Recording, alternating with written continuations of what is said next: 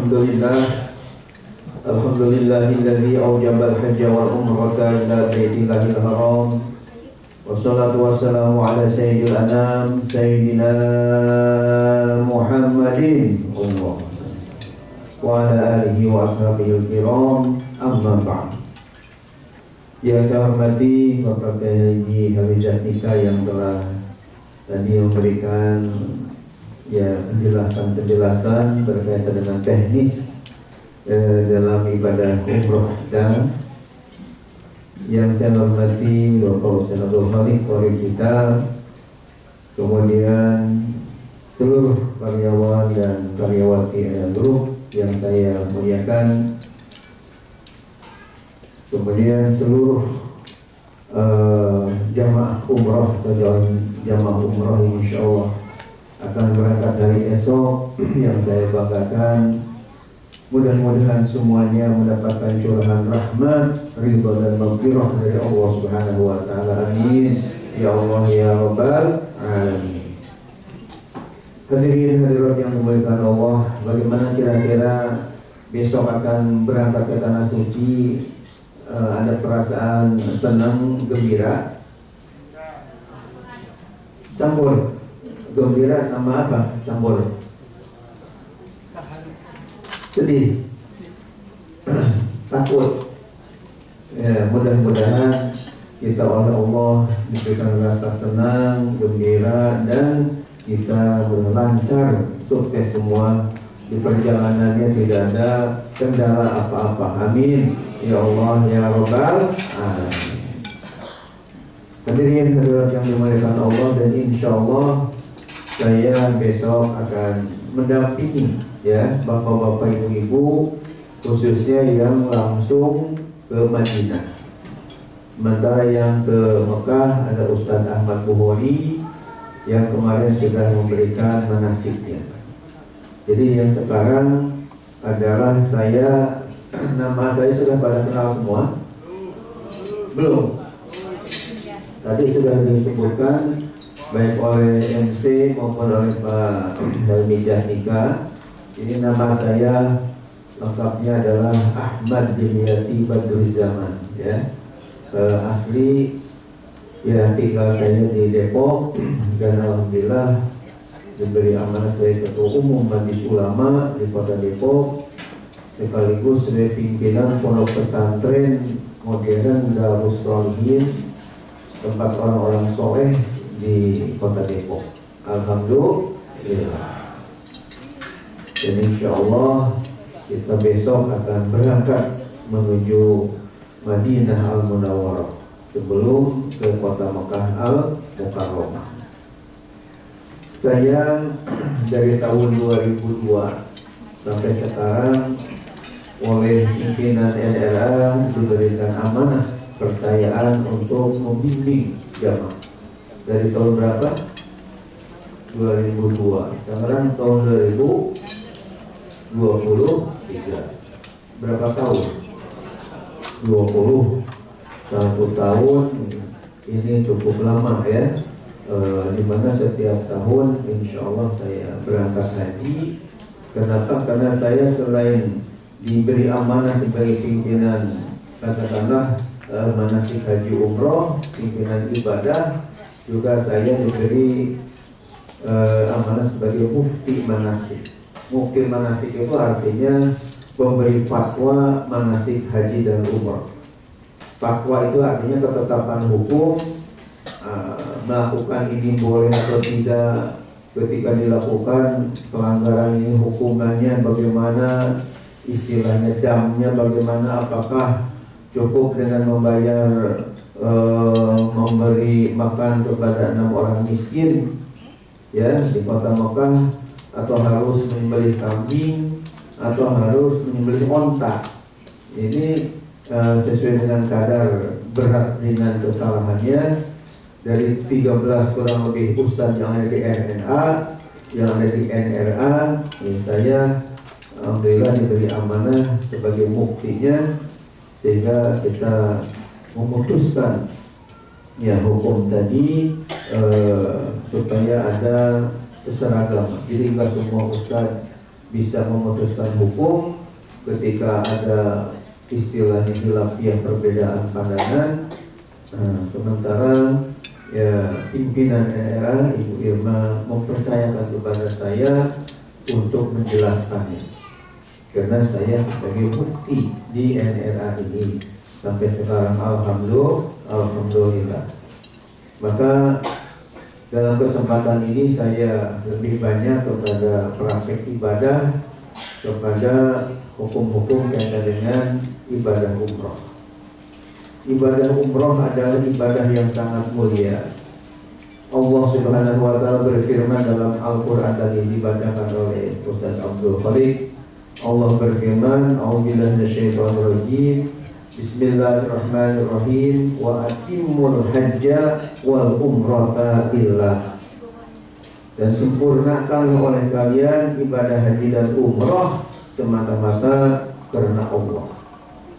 Artinya apa? Artinya umroh ini sama dengan ibadah haji, dilaksanakannya harus dengan sempurna.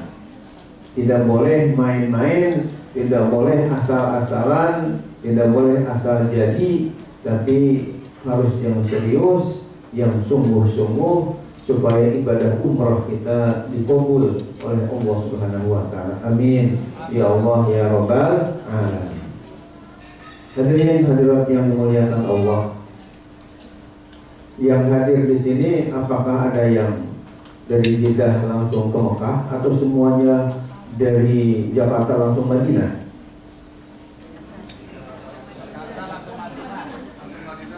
Langsung dari Jeddah ke Madinah, ya.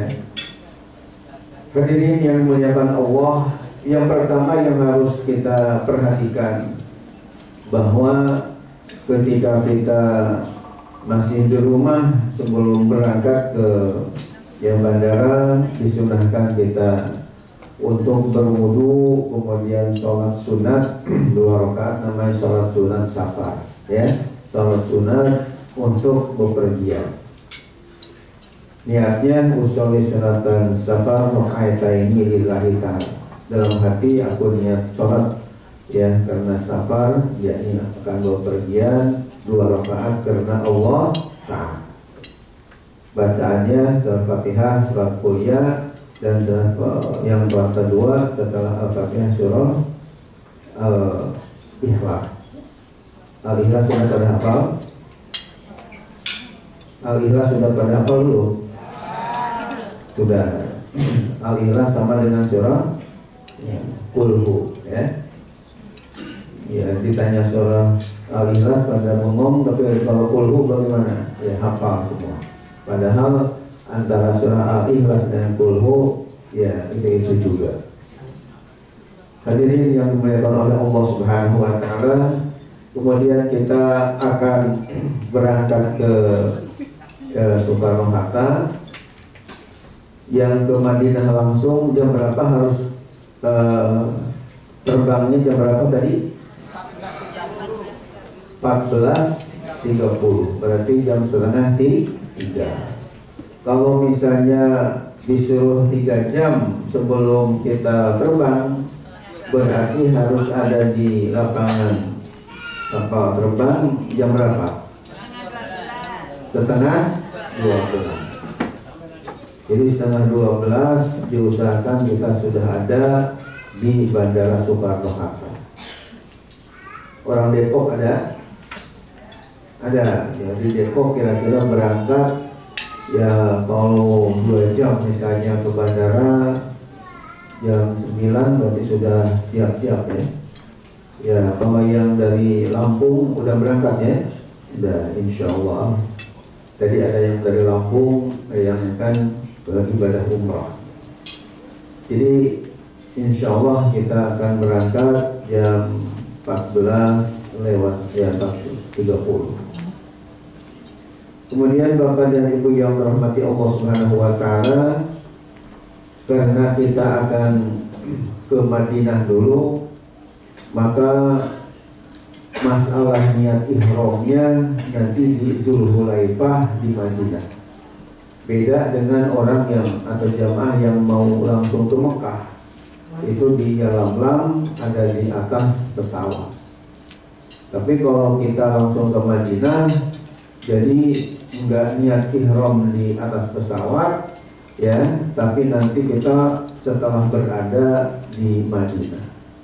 Jadi atas pesawat, ya, jadi tenang aja, tidak ada niat ihram. Dan kaitan dengan masalah sholat zuhur dan asar, karena kita akan berangkat jam 14.30, berarti di bandara kita jam setengah 12 sudah ada di bandara, berarti kita bisa sholat jama' takdim zuhur dengan asar.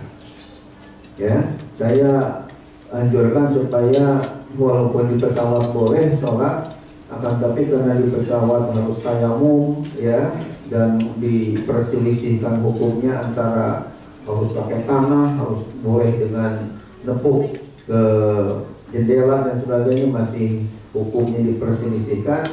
Nah, supaya nggak ada perselisihan, lebih baik kita sholatnya sebelum ke pesawat.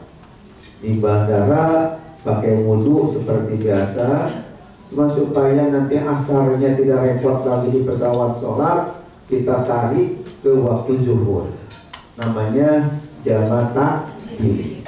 Kalau zuhur ke asar, jama' takhir. Dan karena perjalanan cukup jauh, boleh dikosor. Qasar itu artinya diringkas, yang tadinya zuhur 4 rakaat menjadi 2 rakaat. Asar tadinya 4 rakaat boleh menjadi 2 rakaat. Tapi ingat Bapak Ibu, yang boleh dikosor menjadi 2, antakuna ruba'iyatan, dalam kitab fikih harus rakaatnya yang 4. Seperti zuhur, asar, isya, itu 4 boleh diringkas menjadi 2. Kalau misalnya subuh bisa diringkas nggak bisa cuma 1, ya, ngirit, nggak bisa. Kalau maghrib 3 bisa nggak? Kenapa? Karena tanggung, masa 1,5, ya. Jadi yang boleh hanya yang 4, ya, 2 lebih poster. Kita usahakan sholat berjamaah di bandara, tidak ada musola. Insya Allah. Setelah kita selesai sholat di bandara, kita siap-siap untuk, ya, boarding, untuk menunggu waktu jam 14.30 akan kita terbang ke Madinah Al-Munawwarah. Setelah tiba di Madinah Al-Munawwarah, kita akan istirahat dan insya Allah kita akan memulai sholat di Masjid Nabawi di Madinah. Jadi di Madinah, mungkin ada yang baru umroh, perlu dijelaskan, masjid yang paling mulia, yang paling hebat namanya Masjid Nabawi. Kalau di Mekah, masjid yang paling terkenal dan hebat namanya Masjidil Haram. Saya anjurkan supaya baik di Masjidil Haram Mekah atau Masjid Nabawi Madinah, Bapak Ibu hendaknya sholat berjamaah di masjid. Kenapa? Karena fadilahnya sangat besar sekali. Di Masjid Nabawi Rasulullah bersabda, "Man shalla fi masjidi hadza," ya, atau as-shalatu fi masjidi hadza, sholatun fi masjidi hadza afdalu min alfi sholatin fi masiwa illa Masjidil Haram. Satu kali sholat di Masjid Nabawi itu lebih baik, lebih utama daripada 1000 kali sholat di selain Masjid Nabawi, kecuali di Masjidil Haram. Satu kali sholat di Masjidil Haram lebih utama daripada 100.000 kali sholat di selain Masjidil Haram. Jadi fadilahnya, ya, hebat, bagus, ya, terutama di Masjidil Haram nanti. Nah, oleh karena itu, karena di Masjid Nabawi juga punya fadilah yang utama, lebih baik daripada 1000 kali sholat, ya, dibandingkan dengan di masjid kita, termasuk Masjid Istiqlal juga, dibandingkan dengan Masjid Nabawi, jelas Masjid Nabawi lebih unggul, ya. Jadi lebih baik daripada 1000 kali sholat di luar Masjid Nabawi. Oleh karena itu, mudah-mudahan kita disehatkan oleh Allah, dilancarkan sehingga bisa sholat berjamaah di dalam Masjid Nabawi, insya Allah. Nah, kemudian Bapak Ibu yang dirahmati Allah, setelah nanti di sana sesuai dengan jadwal yang ada, saya ingin bicara ke inti tata cara kaitan dengan ibadah umroh. Setelah kita nanti dikomando untuk berangkat ke kota Mekah untuk ibadah umroh, maka yang harus disiapkan nanti di Masjid Nabawi, kita hendaknya ya bersih-bersih, ya, kuku dipotong, kemudian ada bulu-bulu dan sebagainya dibersihkan sebelum kita melakukan mandi sunat ihram. Setelah mandi sunat ihram, nanti kita berangkat ke Masjid Nabawi. Biasanya kita akan ke Mekah atau Madinah itu jam 2 dari hotel kita di Masjid Nabawi. Maka sholat zuhurnya kita berada di Masjid Nabawi. Ketika kita sholat zuhur di Masjid Nabawi, biasanya sudah menggunakan pakaian ihram, ya. Kemudian kita sholat berjamaah zuhur di Masjid Nabawi dengan imam. Karena imamnya 4 rakaat sholat zuhurnya, kita adalah makmum kepada imam yang ada di Masjid Nabawi. Sebelum kita sholat zuhur 4 rakaat di Masjid Nabawi, kita ya selain sholat duha, tahiyatul masjid juga adalah kita menggunakan istilah sholat sunat ihram 2 rakaat. Nah, kemudian tunggu sampai kumandang azan zuhur. Setelah kumandang azan zuhur dilaksanakan, kita qobliyah zuhur biasa 2 rakaat. Kemudian iqamah dikumandangkan, kita ikut dengan imam yang ada di Masjid Nabawi sholat zuhurnya. Karena kita mau jamak, ya, jamak dengan asar, maka ketika makmum dengan imam di Masjid Nabawi sudah diniatkan jamak, ya, tidak kosong, tapi diniatkan jamak. Misalnya contohnya seperti usolli, kalau dibacakan usolli fardhu dhuhri 4 rakaatin, ya, majmu'an ilal asri makmuman lillahi ta'ala. Tidak dikosor karena kita makmum kepada yang itmam, yang sempurna, ya, ada di Masjid Nabawi. Dalam hati wajibnya niat dalam hati. Aku niat sholat zuhur 4 rakaat, dijamakkan, ya, digabungkan dengan waktu asar, yang takdim makmum karena Allah Ta'ala. Setelah imam selesai sholat, Assalamualaikum warahmatullahi, kita enggak nunggu sholat jenazah, walaupun ada pengumuman sholat jenazah, tapi kita lanjut dengan sholat asar. Karena ya, kalau ada teman kita mau berjamaah dengan kita misalnya, maka kita berjamaah dengan teman sholat asarnya. Tapi kalau misalnya tidak ada teman, maka kita sendirian aja sholat asarnya setelah sholat zuhur. Ya, niat sholat asar 4 rakaat, ya, karena Allah Ta'ala, dijamakan dengan zuhur. Karena Allahu Akbar. Setelah selesai sholat, cepat-cepat ke hotel untuk makan siang setelah sholat zuhur tadi. Karena jam 2 teng harus sudah ada di bis, dan dari bis kita akan berangkat ke Zulhulaifah. Kemana? Zulhulaifah. Ya, dalam pakaian sudah pakaian ihram. Nah, kemudian ada yang bertanya, bagaimana Pak Kiai, kayak Ustaz, kaitan dengan celana dalam, apakah ke Zulhulaifah dipakai atau sudah dilepas? Ya. Ya, ini bisa 2 macam, bisa dilepas, bisa juga dipakai. Karena ketika ke Zulhulaifah itu belum niat ihram untuk umrah. Karena niatnya itu sahnya ketika sudah berada di Zulhulaifah atau Bir Ali istilahnya.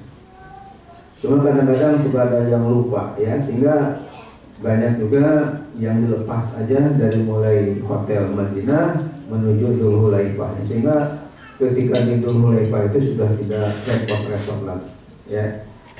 Nah setelah tiba nanti di Zulhulaifah, kira-kira setengah jam lah perjalanan dari Madinah ke Zulhulaifah, dan tidak ada bacaan khusus, hanya doa umum saja supaya selamat kita di perjalanan. Setelah tiba di Zulhulaifah nanti kira-kira jam 3 ya atau setengah 3, kita turun dari bis masing-masing menuju Masjid Zulhulaifah. Untuk apa? Untuk sholat tahiyatul masjid. 2 rakaat sholat sambil berdoa secukupnya. Habis itu kita naik lagi ke bis yang ada, yang sudah tadi ya kita naik. Di dalam bis Bapak Ibu akan dibimbing untuk niat umroh, dibimbing oleh niat umroh. Sebenarnya niat umroh itu di Masjid Zulhulaifah juga masing-masing sah ya, boleh-boleh saja, tidak harus di atas bis. Cuma kami dari NRA Group ini seluruh ustadz punya kebijakan di atas bis niat umrohnya. Mungkin ada yang nanya kenapa harus di atas bis, tidak di masjid aja ketika habis sholat tahiyatul masjid tadi ya. Jawabannya ada 2 pertimbangan. 2 pertimbangan itu, yang pertama adalah mengikuti sunnah Rasul, karena ada hadis Nabi, khudhu anni manasikakum, ambillah dari aku manasik kalian. Menurut riwayat hadis Bukhari, Rasulullah dulu niat ihramnya itu ya adalah di atas onta, di atas rohilah kendaraan. Namun kita nggak pakai onta sekarang, tapi menggunakan bis. Maka disunahkan kita di atas kendaraan. Ini yang pertama. Yang kedua, alasan kenapa di atas bis tidak di masjid, masing-masing aja sendiri-sendiri niat. Alasan yang kedua adalah untuk supaya jangan sampai ada yang lupa atau tertinggal niat. Karena niat dalam umroh termasuk haji adalah rukun di dalam ibadah. Kata Nabi, innamal a'malu binniyat. Jadi amal ibadah ini sah apabila disertai dengan niat. Bapak Ibu yang dirahmati Allah, jamaah umroh ini tidak semuanya muda ya, banyak yang sudah tua. Jadi kalau misalnya kami biarkan niatnya sendiri-sendiri, silahkan niat masing-masing. Ada kekhawatiran setelah sholat itu lupa, tidak berniat, akhirnya menjadi umrohnya tidak sah. Karena ini rukun ya di dalam umroh tadi.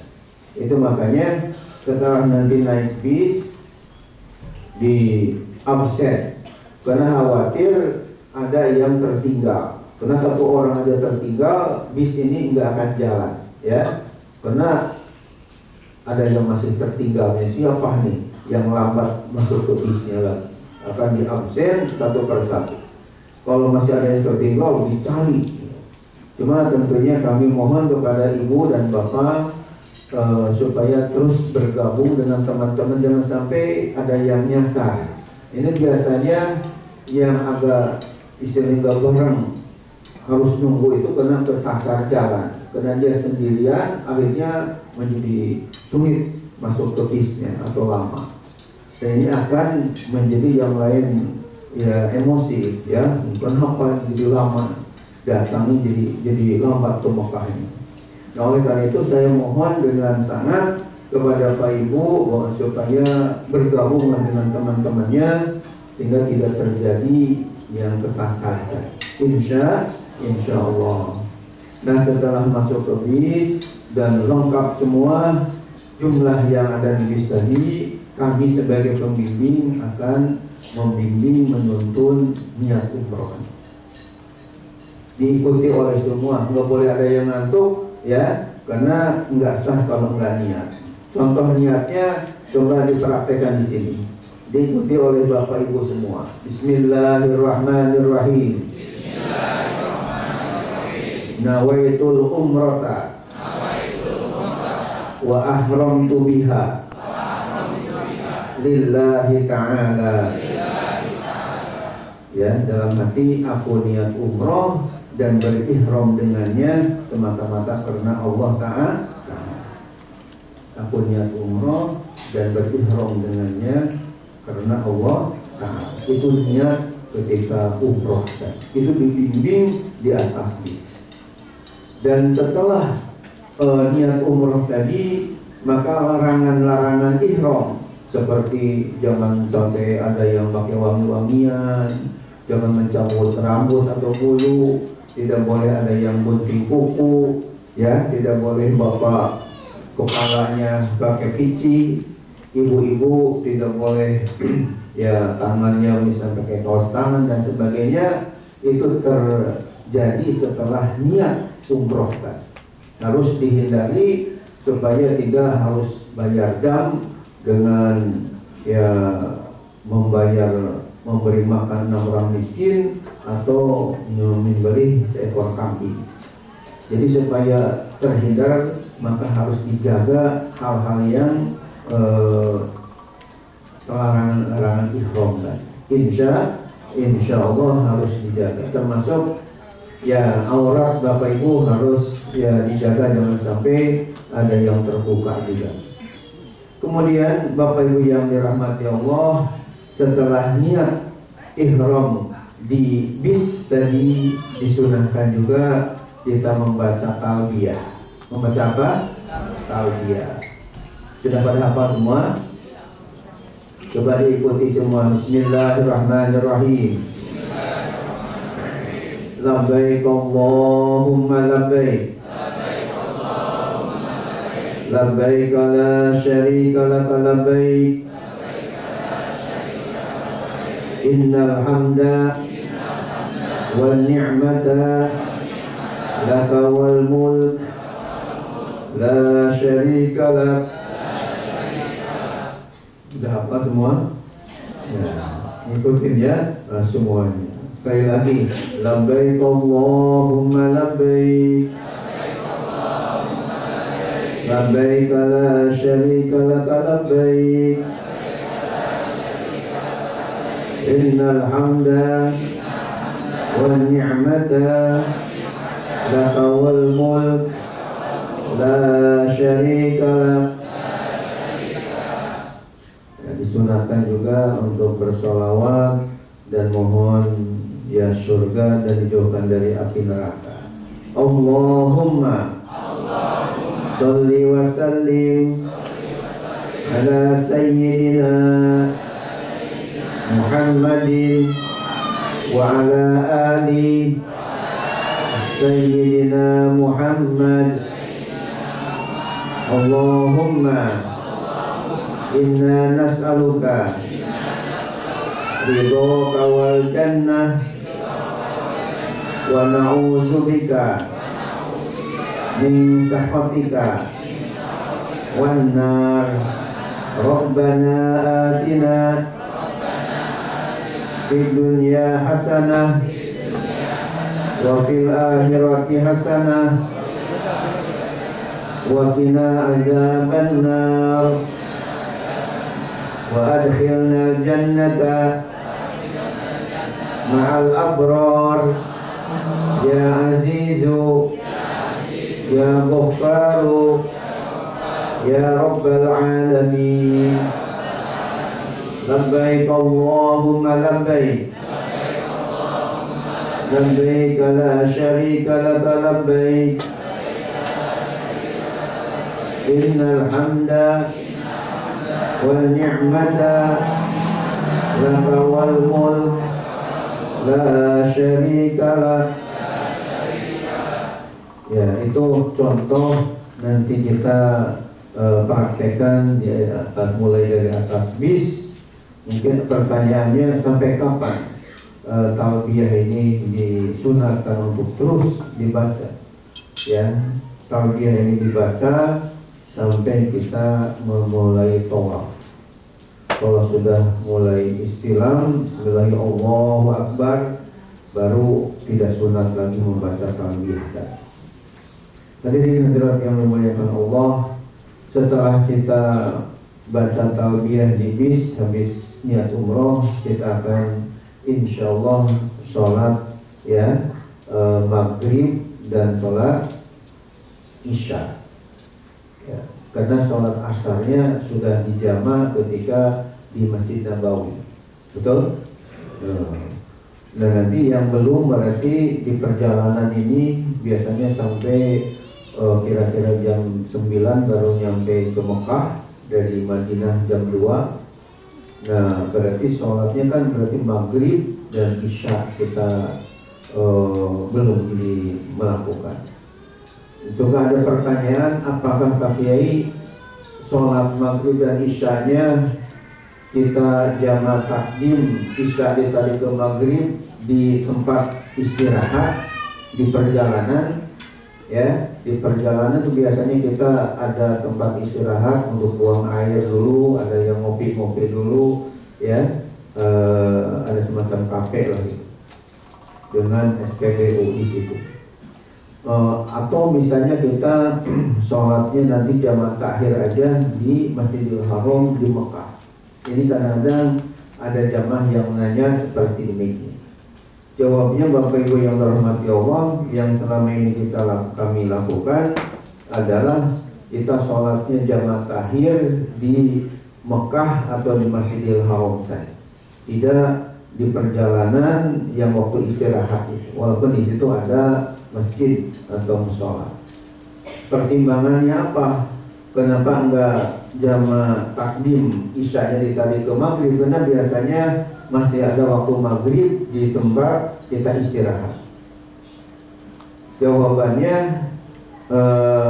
karena dibolehkan kita ada jamak takhir, yakni maghrib ditarik ke waktu isya, maka tentu kita ya terima jamak takhir untuk maghribnya ke waktu isya. Yang kedua pertimbangannya, kalau kita sholat ya maghrib dan isyanya di tempat peristirahatan, itu nilai fadilahnya biasa aja, tidak ada fadilah seperti sholat di Masjidil Haram atau Masjid Nabawi. Jadi seperti sholat di masjid kita aja. Tapi kalau kita nanti sholatnya jamak takhir, maghrib ditarik ke waktu isya dan sholatnya di Masjidil Haram berjamaah, maka sholatnya itu satu kali sholatnya afdalu min mi'ati alfi sholatin fi masiwa, lebih utama daripada 100.000 kali sholat. Jadi satu kali sholatnya katakan maghrib lebih utama, lebih baik daripada 100.000 kali sholat maghrib di luar Masjidil Haram. Sholat isyanya lebih utama daripada 100.000 kali ya sholat di luar, di selain Masjidil Haram. Itu makanya ketika kita waktu maghrib ada di tempat peristirahatan, kita tidak sholat tapi diniatkan akan sholatnya jamak takhir setelah tiba di Mekah Al-Mukarramah, akan sholat di Masjidil Haram. Setelah tiba nanti bis di Makkah Al-Mukarramah ya, dekat Masjidil Haram hotel kita insyaallah, maka Bapak Ibu yang dirahmati Allah akan turun dari bis menuju hotel kita, dan insyaallah di hotel nanti akan dibagi kunci kamar masing-masing. Kemudian setelah kunci kamar masing-masing dibagi, kita boleh istirahat untuk mengambil wudhu di kamar kita masing-masing ya, dalam keadaan sedang ihram. Jadi belum tahallul ya, tahallulnya nanti setelah tawaf dan sa'i. Jadi ketika masuk hotel itu jaga jangan sampai ada istilahnya yang motong kuku atau rambut, bulu dan sebagainya, karena itu akan melanggar, harus kena dam. Maka harus hati-hati jangan sampai ada pelanggaran kaitan dengan ihram tadi. Bapak Ibu yang dirahmati Allah Subhanahu wa taala, kapan selamanya di hotel setelah kita dapat kunci itu biasanya dibatasi hanya sampai 15 menit atau 20 menit. Karena begitu selesai istirahat sejenak di dalam kamar sambil mengambil air wudhu, ya. Bahkan kalau yang madhabnya Syafi'i ini yang biasanya khawatir batal ketika tawaf, karena malam itu juga akan kita lakukan tawaf, itu wudhunya diniatkan pindah madhab Hanafi yang 3/4 rambut kepalanya diusap ketika ya musab kepala. Kalau madhab Syafi'i kan sedikit sudah sah. Ini madhab Hanafi yang tidak batal bersentuhan dengan lain jenis itu wajib 1/4 kepala. Madhab Hambali atau Maliki yang tidak batal wajib seluruh rambut kepala diusap. Nah, jadi ketika wudhunya jangan talfik, istilahnya harus ikut ya yang jadi madhab yang diikuti. Nah, kemudian setelah kita wudhu selesai, kemudian biasanya kita makan, ya makan malam di hotel. Setelah selesai makan, kira-kira jam 9:30, ya kita akan bimbing untuk tawaf di Baitullah. Karena kita belum sholat maghrib dan isya, sebelum tawaf kita akan sholat dulu berjamaah di Masjidil Haram. Dan alhamdulillah, ya saya beberapa kali menjadi imam sholat di Masjidil Haram. Walaupun bukan ngimamin orang banyak se-Masjidil Haram, tapi minimal pernah jadi imam di Masjid Nabawi, pernah imam di Masjidil Haram untuk jamaah NRA, ya. Jadi kita berjamaah sholat jamaah takhir nanti di Masjidil Haram. Pertanyaannya, Pak Kiai, yang didahulukan sholat maghrib dulu atau sholat isya dulu ketika kita ada di Masjidil Haram sholat jamaah takhir? Jamaah takhir itu artinya mengakhirkan. Seharusnya kita sholat maghrib di waktu maghrib, tapi sholat maghribnya di waktu isya. Itu di Mekah, ya. Jelas ketika ke Mekah waktunya bukan maghrib lagi, ya ini sudah masuk waktu isya. Nah, pertanyaannya, kalau jamaah takdim tadi asar dengan ditarik ke waktu zuhur, sepakat ulama bahwa wajib mendahulukan zuhur, ya. Tidak sah jamaah takdim misalnya mendahulukan asar baru zuhur, karena yang punya waktu adalah zuhur. Asar numpang di waktu zuhur, maka yang numpang di belakang. Tidak boleh mendahului waktu yang pokok yang zuhur. Nah, untuk jamaah takhir ini, Bapak Ibu yang saya hormati, bisa sebenarnya takhir bisa dua macam. Bisa kita lakukan sholat maghrib dulu baru sholat isya, atau sholat isya dulu baru sholat maghrib ketika jamaah takhir. Kenapa Pak Kiai, Pak Ustadz bisa demikian beda dengan jamaah takdim? Ya, ini jelas beda. Karena jamaah takhir ini kalau kita misalnya mendahulukan sholat isya baru maghrib, ini logis. Kenapa? Karena isya yang punya waktu memang waktunya isya, sementara maghrib sudah tertinggal numpang di waktu isya. Maka wajar isyanya didahulukan, maghribnya dibelakangkan. Namun boleh juga dalam jamaah takhir maghrib didahulukan, isya dibelakangkan. Kenapa? Karena adalah ditartibil waktu, mengikuti tertib waktu. Waktunya antara isya dan maghrib duluan mana? Maghrib dulu baru isya. Nah, karena mengikuti tertib waktu, maka bisa dilakukan maghrib dulu dan isya dulu. Dan menurut yang saya teliti dari riwayat hadis, ternyata Nabi Muhammad dulu melakukannya, yang punya istilahnya maghrib dulu kemudian waktu isya. Karena maghrib sudah lama kita ya tarawih lewat, maka dahulukan segera sebelum isya.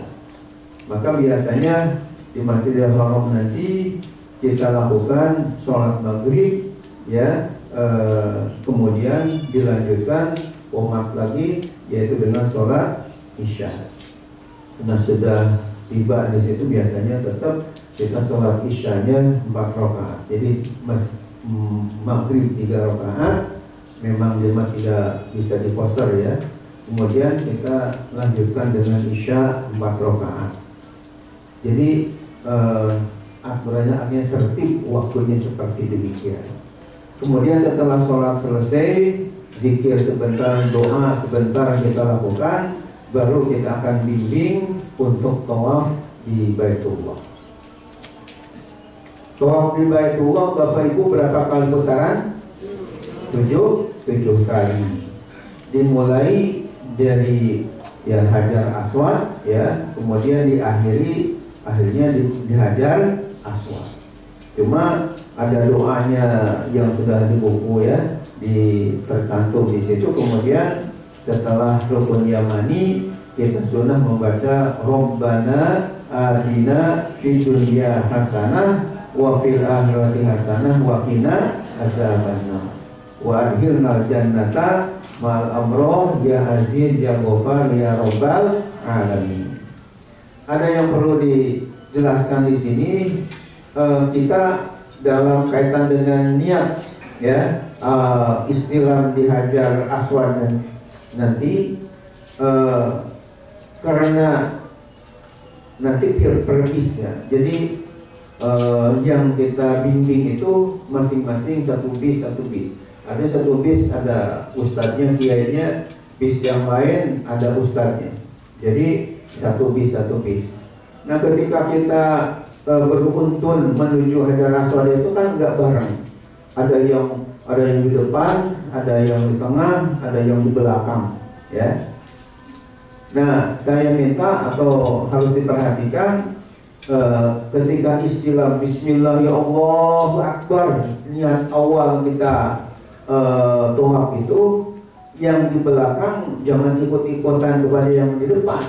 Kenapa? Karena yang di belakang ini belum pas dengan Hajar Aswadnya.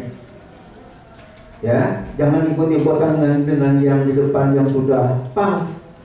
Nanti di sebelah kanan ada lampu hijau dan sebelah kiri ada Hajar Aswad. Itu tempatnya mulai kita setelah setiap kali tawaf. Tadi yang 7 kali putaran. Nah, yang di belakang ketika belum pas dengan Hajar Aswad, ya diam aja, nggak usah ikut-ikutan. Nah, nanti setelah pas baru Bismillahirrahmanirrahim, niat tawaf umroh tadi, ya. Nah, kemudian setelah selesai tawaf, insya Allah kita akan sholat sunnah tawaf. Namun biasanya Bapak Ibu ketika buku yang ada doa tadi, kadang-kadang sebelum rukun Yamani itu adalah pojok yang sebelum Hajar Aswad. Sebelum rukun Yamani doanya sudah habis, ya. Bagaimana? Biasanya kita tambah dengan kalimat thayyibah. Subhanallah walhamdulillah wala ilaha illallah wallahu akbar. Karena menurut riwayat dulu Nabi Adam juga ketika haji itu membaca kalimat thayyibah.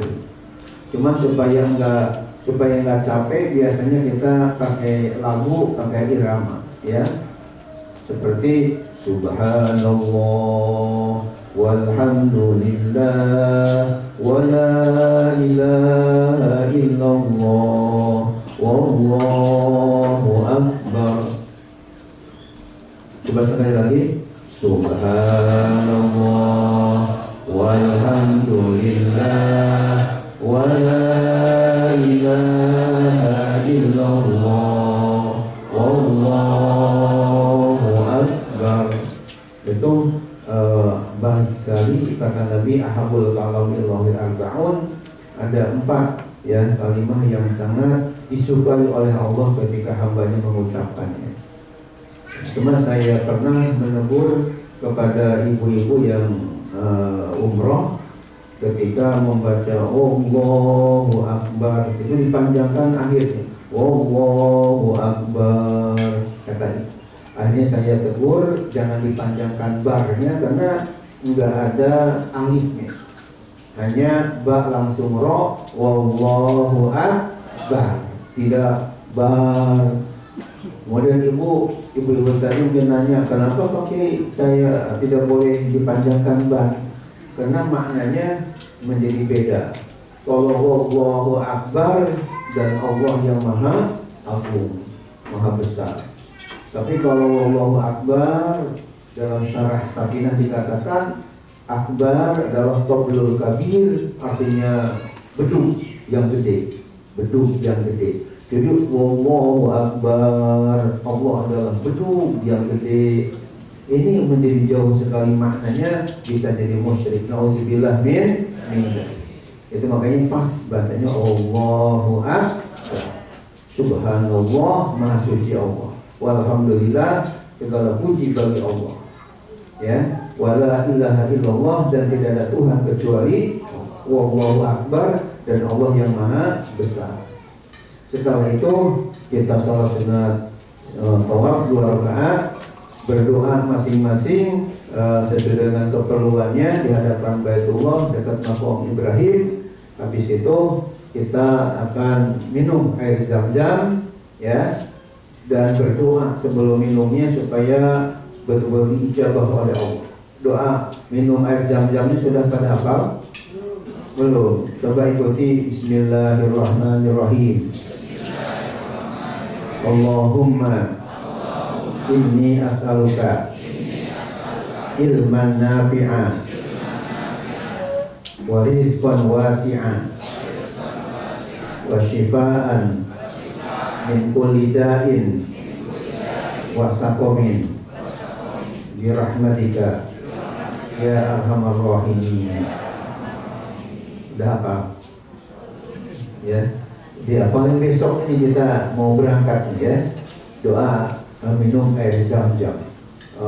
Ini bagus sekali Bapak Ibu. Kalau dari sekian doa minum air Zam-Zam aja yang dikabul, itu sudah bagus. Kenapa? Karena minimal ada 3 isi doa di dalamnya. Yang pertama, Allahumma inni as'aluka ilman nafi'an. Ya Allah, sungguh aku mohon kepadamu ilmu yang bermanfaat.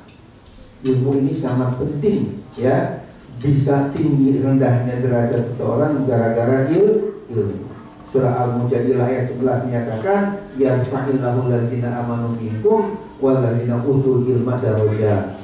Jadi derajat seseorang itu akan tinggi manakala imannya kokoh dan ilmunya banyak. Maka kita mohon kepada Allah diberi ilmu yang bermanfaat, ya. Kemudian yang kedua, isi dari minum air Zam-Zam doa tadi, warizqan wasi'an, dan mudah-mudahan diberikan rizki yang lapang. Mau? Ya, kalau saya walaupun nggak banyak tapi pas-pasan juga nggak apa-apa, ya. Ketika mau beli rumah pas uangnya ada, ketika mau beli mobil pas, ketika mau ya ke Mekah pas uangnya. Jadi pas-pasan. Yang penting ada terus insya Allah. Jadi rizkinya Allah lapangkan. Dan yang ketiga, wasyifaan min kulli da'in wa saqam, mohon kepada Allah supaya disembuhkan dari segala penyakit lahir, penyakit batin, ya, supaya sembuh semua. Ini kalau 3 hal ini dikabul oleh Allah sudah luar biasa. Makanya jangan lupa berdoa ketika minum air Zam-Zam. Setelah kita minum air Zam-Zam, kita akan lanjut ke namanya sa'i, ya, ke mas'ah, tempat kita ibadah sa'i. Ibadah sa'i adalah ibadah yang diawali di Bukit Sofa dan berakhir di Bukit Marwah. Berapa kali balikan? 7. Dihitung dari Sofa ke Marwah 1, dari Marwah ke Sofa 2, dari Sofa ke Marwah 3, dari Marwah ke Sofa 4, dari Sofa ke Marwah 5, dari Marwah ke Sofa 6, dari Sofa ke Marwah 7. Itu selesai kita ibadah sa'i. ya. Jangan ada jamaah yang sampai 14 kali, karena dihitung sofa marwah sofa satu, ya akhirnya menjadi capeknya luar biasa. Padahal dihitung satu itu sofa marwah ke sofa dua, ya, sehingga akhirnya tunjung itu ada di marwah. Setelah selesai sofa sampai artinya sa'i 7 kali, 7 balikan, nanti doanya dibimbing oleh kami, oleh pembimbing, maka nanti kita akan tahallul dengan ya cukur atau gunting rambut, namanya tahallul. Setelah selesai tahallul, maka selesailah ibadah umroh kita, dalam arti bebas lagi pakaian yang biasa, ya, boleh pakai wangi-wangian dan sebagainya. Maka demikian insya Allah perjalanan kita dalam umroh. Dan yang perlu ditambahkan juga Bapak Ibu yang dirahmati Allah, bahwa nanti hari Jumat, ya, kita berarti kalau ke Madinah, sholat Jumatnya masih ada di Madinah. Ada pertanyaan, bagaimana ibu-ibu, apakah sholatnya di Masjid Nabawi atau sholatnya di hotel atau di kamar, ya? Kalau di Indonesia, ibu-ibu sholat Jumatnya sholat Jumatan atau sholat zuhur? Sholat, ya, di Indonesia kayaknya ibu-ibu sholat zuhur, tidak sholat Jumat. Dan kalau di Masjid Nabawi ketika ada di Madinah, yang ada di Mekah ketika di Masjidil Haram, ya, atau ketika di Mekah, itu kita sholatnya ibu-ibu di masjid. Sholatnya Jumatan, 2 rakaat, sholat Jumat dan dengerin khutbah. Itu dibolehkan dan tidak harus mempodok sholat zuhurnya. Jadi sholatnya di masjid dengan bapak-bapak, itu enggak ada larangan dan hukumnya boleh. Itu sepakat ulama, tidak ada perbedaan pendapat. Dan ibu nanti mendapat pahala, ya, pahala sholat yang 1 kali sholat lebih baik daripada 100.000 kali sholat, ya. Jadi nanti sholatnya di masjid, ikut Jumatan dengan bapak-bapak. Kemudian ditambahkan juga, hampir setiap waktu Bapak Ibu di sana itu ada sholat jenazah. Karena mungkin jutaan orang yang umroh, wali haji, yang saya alami setiap waktu sholat itu ada aja undangan untuk mensolatkan jenazah. Ketika ada yang meninggal itu beda dengan di negara kita Indonesia. Kalau Indonesia kan ada yang meninggal itu bunyinya misalnya Inna lillahi wa inna ilaihi raji'un, telah pulang ke rahmatullah bapak ini atau ibu ini, binti ini, ya, dengan tenang, ya. Biasanya seperti itu kalau di Indonesia, ya. Tapi kalau di Arab Saudi, baik di Mekah atau Madinah, enggak seperti itu, bahasanya juga beda, ya. Tapi yang kita tahu itu bahwa ada yang meninggal ketika ada suara setelah sholat fardu, setelah imamnya Assalamualaikum warahmatullahi wabarakatuh, ya, kira-kira 5 menit setelah itu ada suara bunyinya begini, antara lain contoh seperti ini, Sallu ala mayyiti yarhamukumullah. Nah, berarti ada yang meninggal, ya. Ada mayat yang meninggal, supaya kita mensolatkan yarhamukumullah, semoga Allah merahmati kalian, ketika kita mensolatkan jenazah. Nah, kita bagus sekali ibu bapak mengikuti, baik bapak-bapak ibu sama kita melakukan sholat jenazah mengikuti imam, ya. Dan dalam hadis dikatakan orang yang sholat jenazah itu pahalanya seperti gunung Uhud, ya. 1 kali sholat jenazah, mensolatkan jenazah, pahalanya seperti sebesar gunung Uhud. Luar biasa. Gunung Uhud kalau kita nanti Madinah lihat begitu luas dan ya besar. Itu pahalanya kalau digundukin berdiri seperti gunung Uhud. 1 kali sholat jenazah. Kalau zuhur sholat jenazah, asar juga begitu. Itu pahalanya berapa, ya? banyak. Nah kita ikuti. Tentu bagi orang yang belum batal wudu, ya karena sholat jenazah juga seperti sholat biasa harus punya wudu. Nah pertanyaannya Bapak Ibu rahmati Allah, bagaimana kita ketika niatnya kan nggak tahu yang disolatinnya laki atau perempuan, ya karena nggak disebutkan nama. Kemudian berapa jumlahnya juga nggak tahu, apa yang satu atau dua nih sholat yang meninggalnya, ya. Nah dalam kaitan dengan ini ulama telah memberikan penjelasan pencerahan cukup dengan usolli, ya, ala hadil mahid, ya, atau usolli ala man sholla alaihil imam arba'at takbiratin makmuman lillahi ta'ala. Sekali lagi, usolli man sholla alaihil imam arba'at takbiratin makmuman lillahi ta'ala. Itu kalau dilapaskan. Yang penting yang wajib di hati, aku sholat jenazah sesuai dengan yang diniatkan oleh imam, ya, 4 kali takbir makmum karena Allah Ta'ala. Jangan 4 rakaatin, ya, 4 rakaat, karena sholat jenazah tidak ada rakaat, yang ada hanya 4 kali takbir. Takbir yang pertama setelah kita niat sholat jenazah sesuai dengan yang diniatkan imam, 4 kali takbir kepada Allah Ta'ala. Allahu Akbar. Kita ikuti Allahu Akbar. Apa yang dibaca pertama setelah takbir? Surah Al-Fatihah. Sudah hafal semua Al-Fatihah? Sudah, ya. Kemudian takbir lagi yang kedua imam, Allahu Akbar. Kita makmum ikut Allahu Akbar. Apa yang dibaca yang kedua? Baca sholawat kepada Nabi. Minna Allahumma sholli ala sayyidina Muhammad wa ala ali sayyidina Muhammad. Waktunya sampai fil alamina innaka hamidum majid. Kemudian yang ketiga takbir lagi imam, Allahu Akbar. Kita takbir lagi. Apa yang dibaca? Doa, ya, Allahumma ighfir lahu warhamhu wa'fu anhu, dan seterusnya.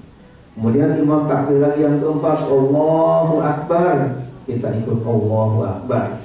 Ya, kita baca Allahumma tahlilna ajrahu wa la tafina ba'dahu waghfir lana wala. Ini doa-doa. Nah, cuman ada yang beda yang perlu diperhatikan oleh Bapak Ibu, karena di Arab Saudi itu madhab fikihnya madhab Hambali, sementara di kita di Indonesia madhabnya madhab Syafi'i. Hanafi, madhab Syafi'i kalau di Indonesia, kalau di sana madhab Hambali. Nah, supaya jangan kaget, ya, dalam masalah sholat jenazah ini, kalau madhab Syafi'i kan 2 kali salam setelah takbir yang keempat itu, Assalamualaikum warahmatullahi wabarakatuh. Ada Ibnu Hajar menambah wabarakatuh, Assalamualaikum warahmatullahi wabarakatuh, Assalamualaikum warahmatullahi wabarakatuh. Kalau di madhab Syafi'i, tapi di sana di madhab Hambali yang di Mekah di Madinah itu salamnya itu cukup 1 kali aja ke kanan.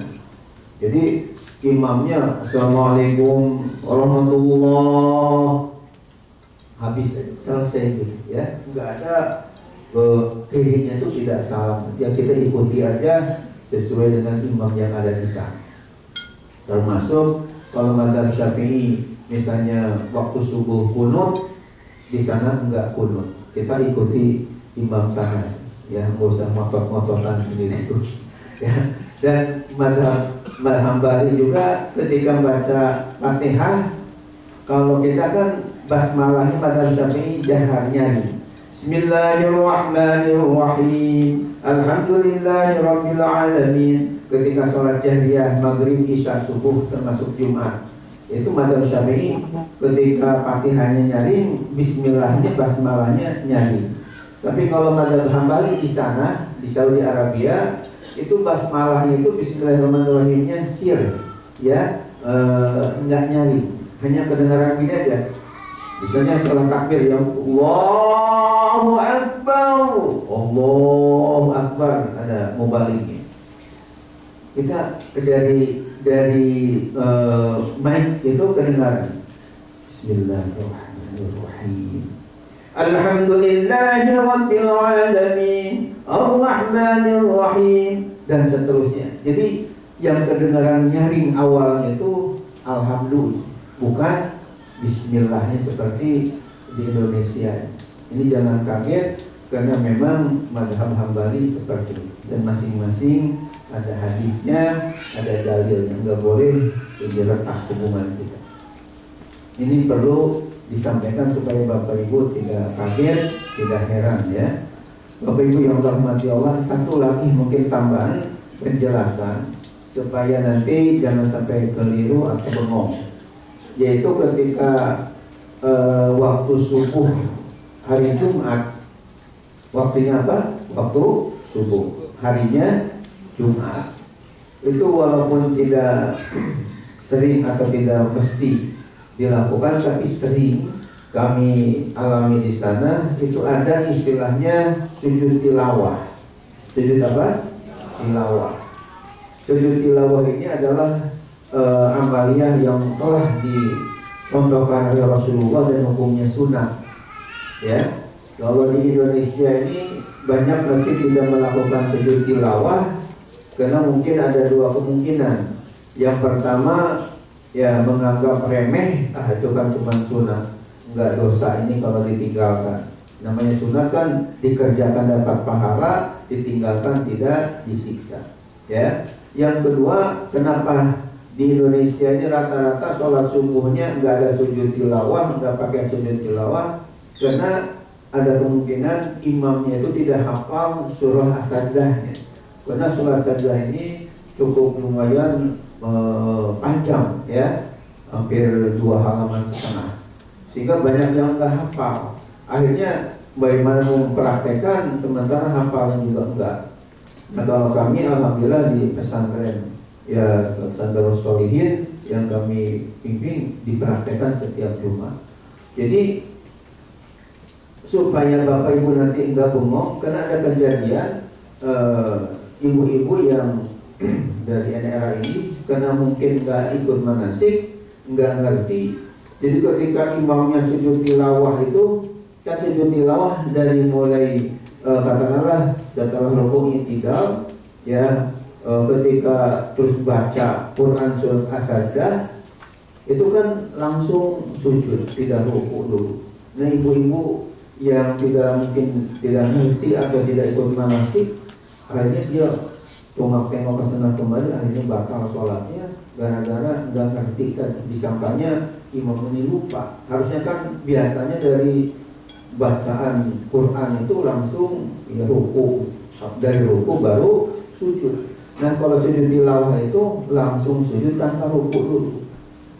Nah, makanya perlu di sini dijelaskan supaya nanti waktu hari Jumat setiap payung sebelum hujan kita sudah siap kalau imam membaca surat as-sajdah. Ditandain Bapak Ibu, kalau imam di awalnya ketika sholat subuh hari Jumat itu diawali dengan bacaan setelah ya Fatihah itu dengan Alif Lam Mim Tanzilul Kitabi la raiba fihi min Rabbil Alamin, itu pasti ada sujud tilawah ya. Karena nanti setelah ayat 15 surah as-sajdah tadi yang bunyinya innama yu'minu bi ayatina alladziina idza dzukiru biha kharru sujjadan wa sabbahu bihamdi rabbihim wa hum la yastakbirun. Langsung imam Allahu Akbar. Nah, Allahu Akbar itu enggak rukuk tapi langsung sujud. Namanya sujud tilawah. Sunat hukumnya, tapi wajib makmum ikut. Kalau nggak ikut batal sholatnya. Jadi kita makmum ikut sujud tilawah.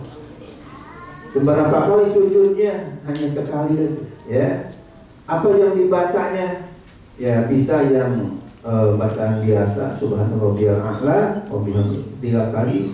Tapi bagus juga yang khusus, yakni sajada wajhi lillazi khalaqahu wa sawwarahu wa syaqqa sam'ahu wa basarahu bihaulihi wa quwwatihi fatabarakallahu ahsanul khaliqin, dari 1 sampai 3 kali. Habis itu imam nanti bangkit lagi Allahu Akbar, langsung melanjutkan ayat ke-16-nya. تتجافى جنوبهم عن المضاجع يدعون ربهم خوفا وطمعا ومما رزقناهم ينفقون. Dan seterusnya sampai akhir surat dibaca dengan penuh oleh imam. Yang saya ingin temukan di sini, Bapak Ibu nanti jangan sampai kaget. Jadi ketika ada sujud tilawah, ikuti aja imam tadi, ya. Walaupun bacaan sujudnya belum hafal, udah hafal belum nih? Ya, jadi nggak apa-apa. Yang penting sujudnya dan baca seperti itu biasa sudah sah.